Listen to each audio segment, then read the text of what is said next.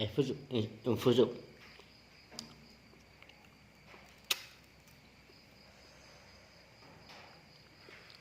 Mulai sholat sampai teng sarean.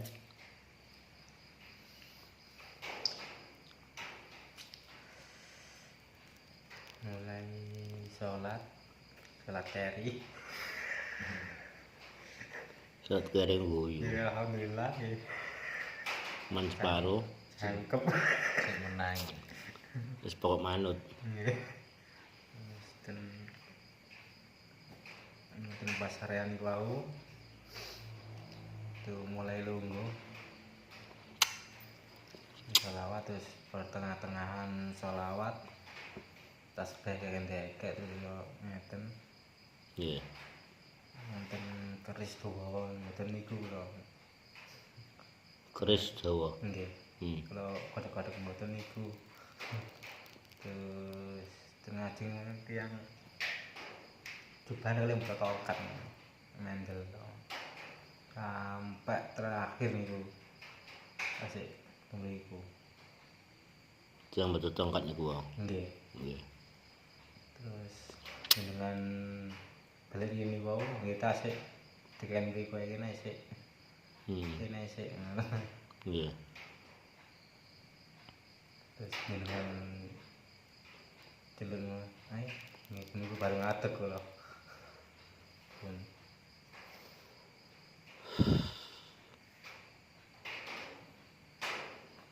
Nggih, rasane angin niku kan bayangan angin dugi kan mengkorok niku. Nggih. Niku mboten. Seko eco ngoten. Angin. Jadi angin teko iku biasanya rasane mengkorok nggih. Wedi nggih. Nggih. Niku angin kedamaian yang ada. Rasanya nyaman, sejuk. Ini tasik tekan mriku mau ya. Ya menurun. Koyoke ngoten, Gus. Ngoten nggih. Nggih. Ini sih. Ora kula nggih. Kaya Pak subuh. Terus jenengan tulu ayo baru ngadeg lah. Pun niku.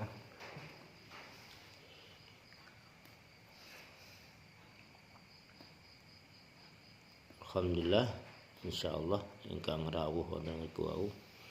Mbah Hasyim sawan niku metuki khodami.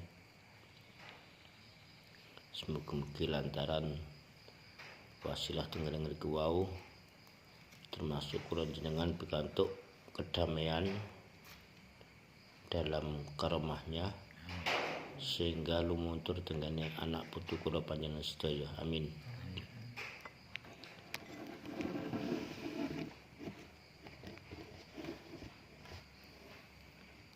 Lanjutakan Pak Mudin, monggo informasinya. Bismillahirrahmanirrahim. Tadi siang sebelum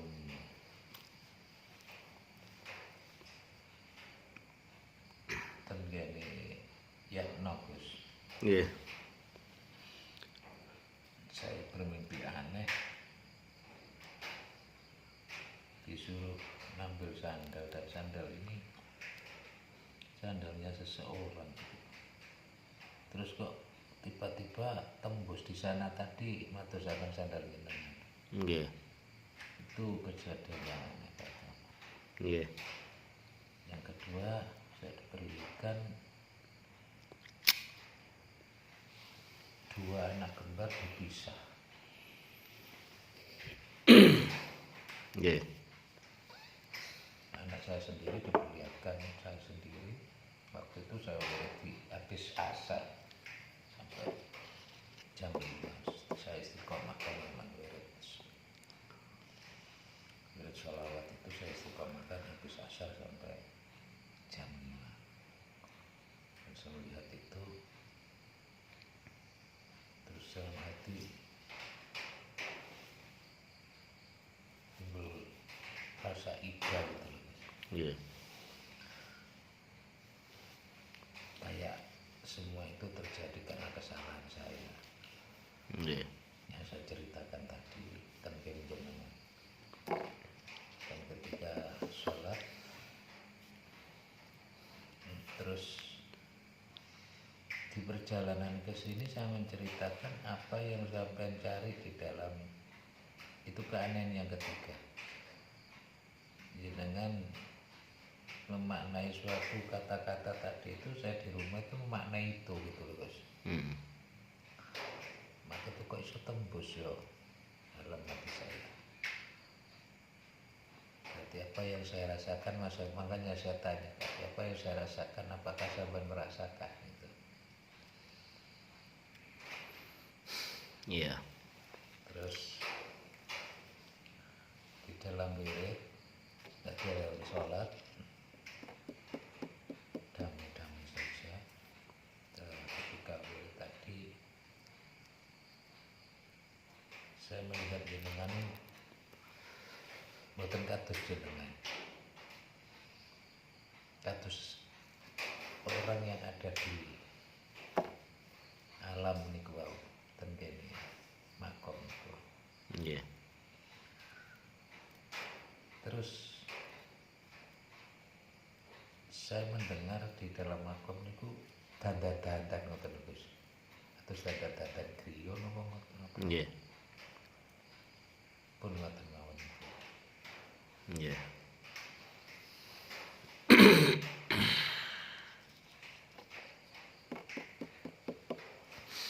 Alhamdulillah, semua perjalanan siang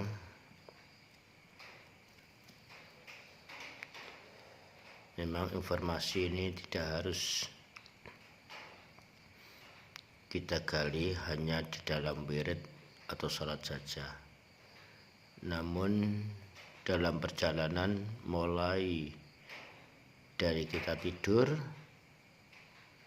dari kita jaga, dari kita aktivitas, itu perlu diketahui, dikarenakan semuanya itu mengandung makna dalam tidur, dalam jaga, dalam aktivitas. Karena dengan adanya berbagai macam bentuk keanehan, keajaiban, kok sama, kok nyata dalam perjalanan, sehingga diperjalankan dalam kenyataan, itulah adanya perjalanan.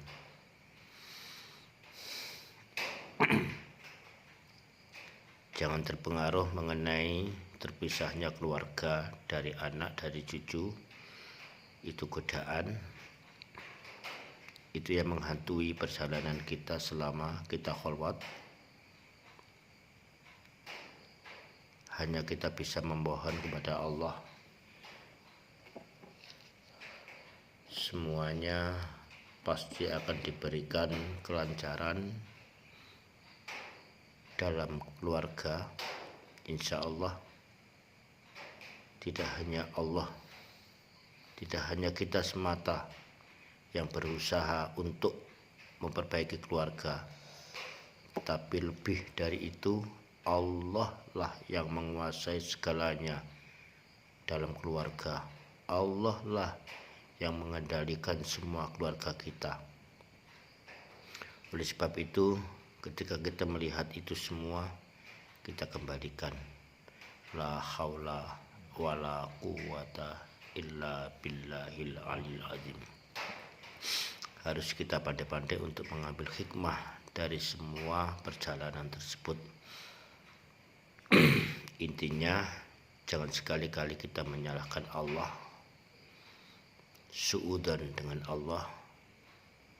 Kita harus kembali yakin semuanya Allah yang qadrat, Allah yang mengendalikan, Allah yang lebih mampu, Allah lah yang menguasai jiwa dan raga kita, termasuk anak cucu kita.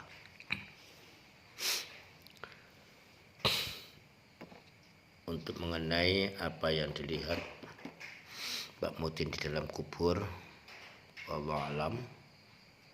Yang jelas yang terdengar di dalam kubur tadi adalah persiapan khodam untuk majikannya, persiapan menyambut kedatangan seorang guru terhadap muridnya.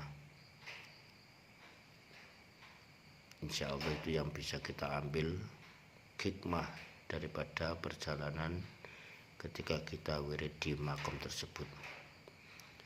Kalau memang semuanya dalam hati kalian semua menginginkan, termasuk apa yang dilihat oleh Mas Yusuf tadi, disuruh untuk tenang di sana lebih lama, itu harapannya semua ahli kubur. Mengharap kita selalu berdoa, mengharap supaya kita ini selalu memanjatkan pujian-pujian, memanjatkan ampunan kepada beliau. Tapi dengan asiknya, sehingga kita diberikan ketenangan jiwa, ketenangan suasana, sehingga kita terasa seakan-akan besok disuruh kembali ke sana lagi. Insya Allah biidznillah, jika kita masih diberi panjang umur, besok bisa bertemu kembali untuk memanjatkan doa di makom kembali. Mudah-mudahan kita lebih asik, lebih damai, lebih merasa menjadi tamu kehormatan mereka. Sekian informasi yang bisa kita gali pada malam hari ini. Mudah-mudahan maslahah untuk kita semua. Amin amin ya rabbal alamin. Assalamualaikum warahmatullahi wabarakatuh.